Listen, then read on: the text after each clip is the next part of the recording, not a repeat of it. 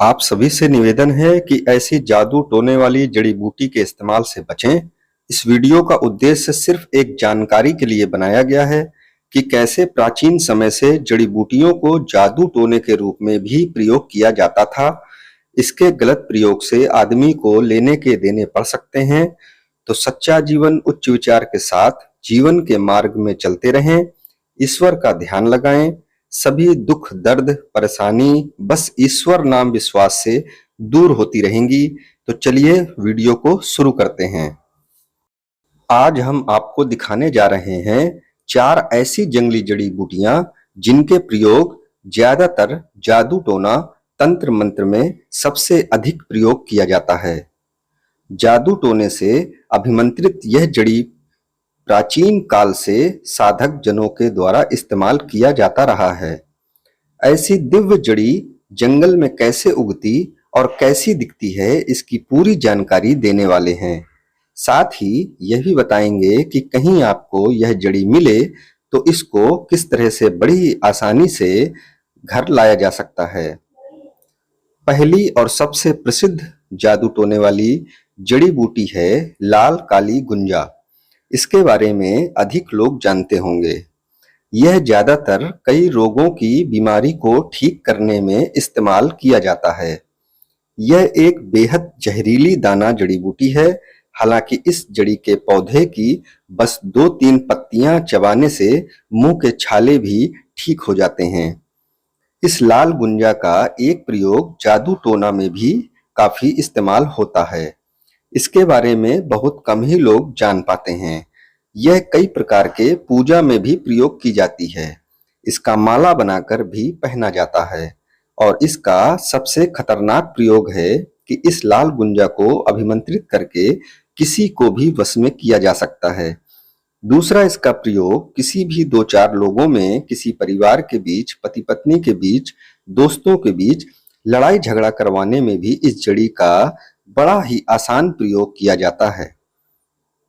ऐसी ही जादू टोने वाली दूसरी सबसे असरदार जड़ी बूटी है रंग बदलने वाली जंगली पत्थर चटा, जिसका प्रयोग अधिकतर कई बीमारियों को ठीक करने में किया जाता है, लेकिन इसका जादू टोना में भी बड़ा प्रयोग है। इस पत्थर चटा के प्रयोग से किसी के भी विचार और उसके भाव को बदलने की ताकत रखता है। पत्थर चटा की जड़ को मात्र छू लेने से शांत आदमी भी कुछ समय के लिए गुस्सैल हो जाता है। गुस्सैल आदमी शांत हो जाता है, मतलब कि यह किसी के भी भाव विचारों को पल भर में उल्टा कर देता है। हरा देखो ना, ये जी देखो सफेद, ये सफेद, जी ये हरा दिख रहा है। हाँ हाँ दिख रहा है और ऐसे बढ़िया। वाह, ये देखिए पूरा इधर से सफेद हो गया। ये हाँ, पूरा एकदम चटक जैसे ये पेंट कर रखा हो हाँ, उसमें। बस इसी प्रकार रहता है। ये रंग बदलता है तो ये इससे पत्थर चटा है, जी इसकी जड़ पीने से शेर के जैसे ताकत हो जाती है। बढ़िया आदमी। वाह,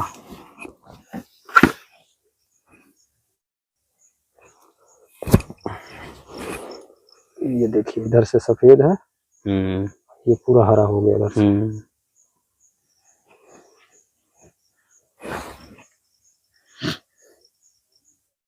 तीसरी जड़ी का नाम है सेज कौड़ी। यह गोल गोल से बड़े ही सुंदर फल दिखते हैं। इनके फलों के ऊपर एक मुकुट सी आकृति बनी होती है, जिससे इसे बड़े ही आसानी से पहचाना भी जा सकता है। मुकुटधारी इस फल को कौड़ी भी कहा जाता है। इसके प्रयोग से कोई भी निर्धन धनवान बन जाता है। आपने अक्सर देखा होगा कि जड़ी बूटियों के पौधे ज्यादातर या तो छोटे होते हैं या वह जमीन के अंदर उगते हैं, लेकिन यह एकमात्र ऐसी जड़ी है जिसका बड़ा और विशाल पेड़ होता है। अब जैसी इसकी काया माया है, वैसे ही इसका शक्तिशाली वरदानी लाभ भी है। इसके फल में बने मुकुट से ही साफ पता चलता है कि यह किसी को भी राजा महाराजा की तरह धनवान बना सकता है। और यह जंगल में आसानी से दिखने वाली जड़ी बूटी है। इसके पत्ते गरम मसाले वाले तेज पत्ता जैसे दिखते हैं। इसे जंगली कौड़ी के नाम से भी जानते हैं। इसका प्रयोग तंत्र मंत्र जादू टोने में जानकार लोग प्राचीन समय से करते आए हैं। कौड़ी को वैसे भी पहले के जमाने में रुपयों पैसों की तरह ही समझा जाता था। कौड़ी के माध्यम से लेन देन किया जाता था। जिसके पास फूटी कौड़ी भी होती थी वो धनवानों की लिस्ट में शामिल होता था।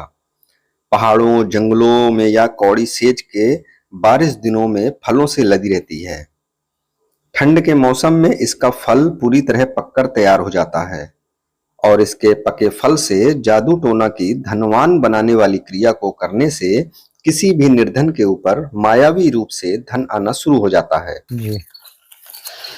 जैसे ये फर है, इसको जो है तो बीच से बढ़िया फाड़ लिया जाता है तो ये बराबर हो जाते हैं, फिर इसी को खेला जाता है। अच्छा, ऐसे हाथ में दिखाइए महाराज जी। हाँ। ये सेज का फल, इसकी कौड़ी बन जाती है। हाँ इसी को छील लेंगे इसका ऊपर का ये। हाँ, फिर इसको फाड़ दिया जाएगा।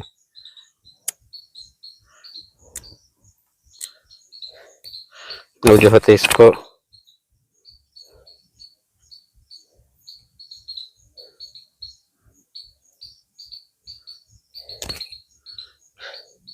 मजबूत भी है। हाँ ठीक है, इसको समझ गया। फाड़ करके कौड़ी इसकी बन जाती है। अच्छा, खेलने के इसकी लिए। तो कुछ माला वाला भी बनाई जा सकती है। हाँ, माला भी बनाई जा सकती है। माले और बहुत बड़े नहीं, बाकी इसकी लकड़ी की जो है जी जैसे तख्त हो गया, दरवाजा हो गए, जी। इस तरह की चीजें हमारे इधर इसकी बनाई जाती है।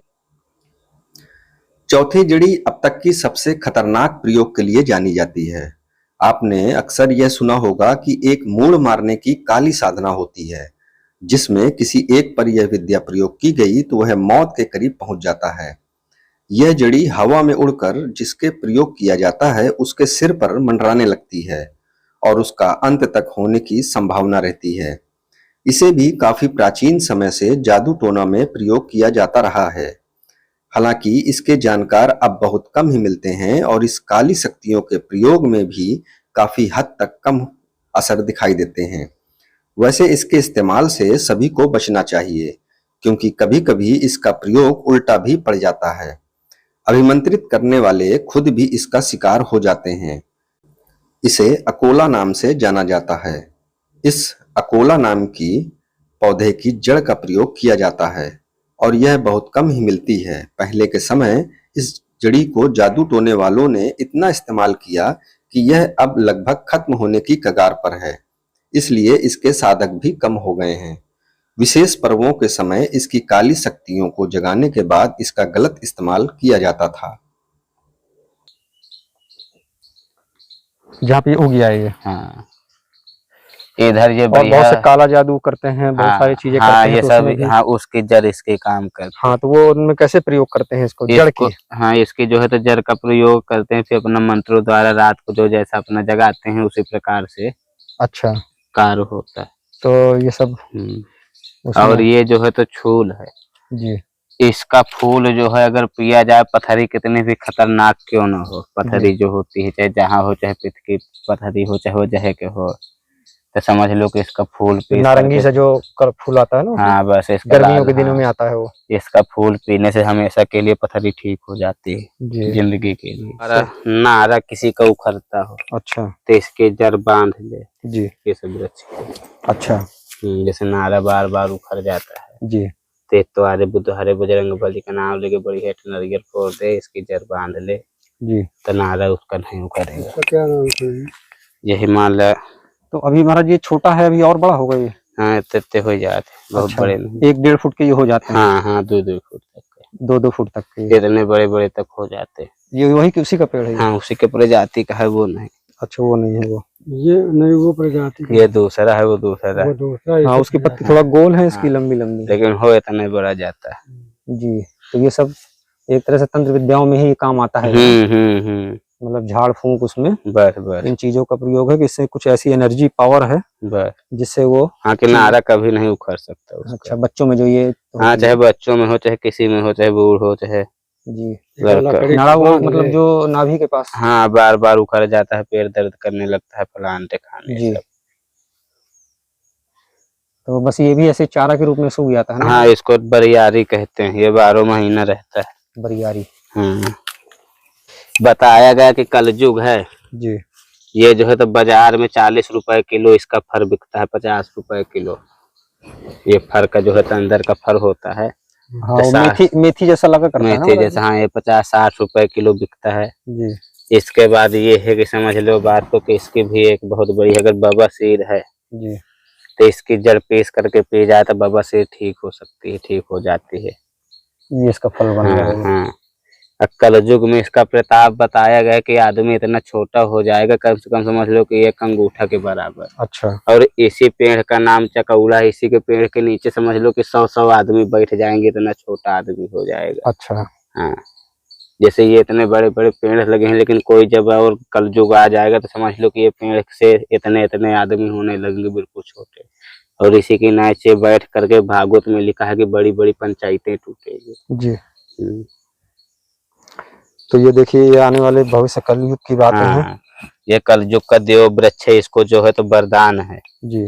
कि इसी पेड़ के नीचे जो है तो बड़ी बड़ी, जैसे आज के डेट में आमा के नीचे, महुआ के नीचे आदमी बैठता है, तो किसी समय में आने पर जो है इस पेड़ के नीचे बड़ी बड़ी पंचायतें समझ लो कि तोड़ी जाएंगे, है ना। 100 आदमी, छोटा छोटा सा आदमी हो जाएगा, बौना सा हाँ, आदमी हो बस जाएगा। 52 आदमी दोस्तों समझ लो और कि यही पेड़ क्यों बचेगा महाराज, जिसमें मतलब ऐसी बस खासियत? हाँ, ये वरदान है इसको, किसी पेड़ और पेड़ रहेंगे जी। लेकिन ये सब बड़े वाले नष्ट हो जाएंगे कैसे सब। इनको कैसे वरदान मिला, मतलब इतने सारे? ये मान लो भगवान है, भगवान कह गए थे कि जब कलयुग आएगा जी। तो चकौड़ा के पेड़ के नीचे बैठ करके बड़ी बड़ी पंचायतें टूटेंगी। अच्छा। तो ये पेड़ भी तो छोटा होगा तब तक? हाँ, ये इतना ही बड़ा रहेगा पेड़, तो इसी के नीचे तमाम आदमी इन्हीं की छाया में बैठेंगे। ये पेड़ है। चींटी मटा जैसे कहाँ आदमी हो जाएगा किसी जमाने में।